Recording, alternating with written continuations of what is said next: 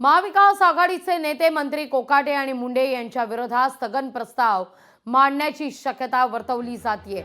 महाविकास आघाडीचे नेते आज मंत्री माणिकराव कोकाटे आणि धनंजय मुंडे यांच्या विरोधात स्थगन प्रस्ताव मांडण्याची शक्यता दाट आहे।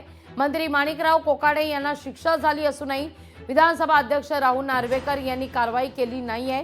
हा मुद्दा काल अंबादास दानवे यांनी देखील उपस्थित केलेला होता। मंत्री धनंजय मुंडे यांच्यावर संतोष देशमुख हत्या प्रकरण आणि भ्रष्टाचारासंदर्भात आरोप झालेले आहेत। त्यामुळे या दोघांनी सुद्धा राजीनामे द्यावे अशी मागणी आता जोर धरते आणि त्या दृष्टिकोनातून मवियाचे नेते स्थगन प्रस्ताव मांडणार असल्याची देखील माहिती समोर येते। या सगळ्याविषयी अधिक माहिती घेण्याकरता थेट जाऊया आपले प्रतिनिधी स्वप्नील जाधव यांच्याकडे। स्वप्नील, काय अधिक माहिती या सगळ्या संदर्भात? मवियाचे नेते आज या दोघांविरोधात म्हणजे मंत्री कोकाटे आणि धनंजय मुंडे यांच्या विरोधात स्थगन प्रस्ताव मांडण्याची शक्यता दाट आहे।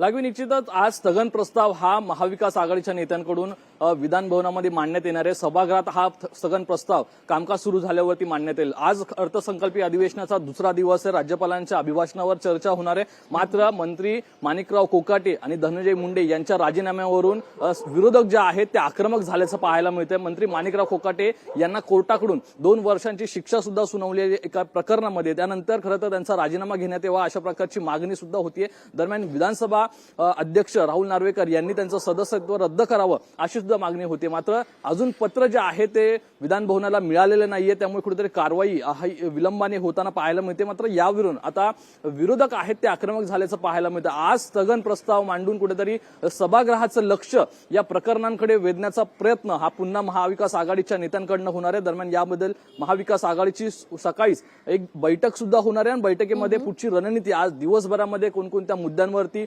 सरकारला घेरायचं या संदर्भात एक रणनीती ही महाविकास आघाडीची आखली जाणार आहे। त्यामुळे आज नक्की 2 प्रकरणांवरून महाविकास आघाडी आक्रमक राहणार आहे आणि याचे पडसाद कुठेतरी विधान भवनामध्ये सभागृहात दोन्ही सभागृहात म्हणजे विधान परिषदेमध्ये आणि विधानसभेमध्ये दोन्ही सभागृहात आपल्याला पाहायला मिळण्याची शक्यता आहे। मात्र यावरती महाविकास आघाडीच्या या सर्व आरोपांना कशा प्रकारे मंत्री आणि एकूणच या सर्व राज्य सरकारकडून उत्तर देण्यात येत आहे हेच पाहणं महत्त्वाचं असेल। लागवी निश्चित स्वप्नील, तुर्तास धन्यवाद तुम्ही दिलेल्या सविस्तर माहिती करता।